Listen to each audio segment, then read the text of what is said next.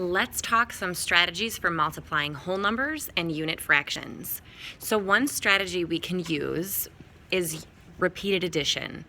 If we have 5 times 1/4, adding 5 groups of 1/4 is one way to answer the problem. You'd get 5/4. Once simplifying or turning the improper fraction into a mixed number, your answer would be 1 1/4.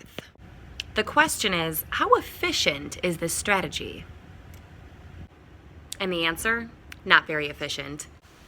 Although multiplying a whole number by a unit fraction makes sense to just keep adding that number of units, let's use our multiplication skills. Let's check out this next way. What about making the problem easier by cutting it into chunks you know how to solve? So the same problem, 5 times 1/4 or 1/4 times 5, we can break down using this numerical expression to show 1/4 times 4 because, well, that would equal 4/4 or 1 whole, and then adding one group of 1/4, 1/4 times 1.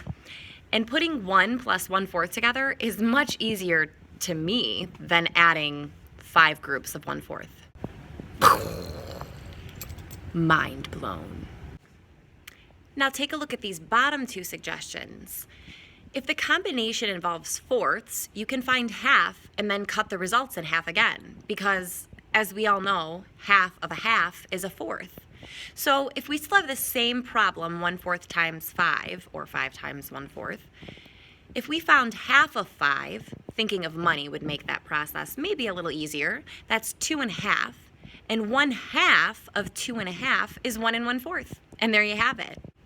Going back to this same idea, if the combination involves fourths, you can also think about quarters.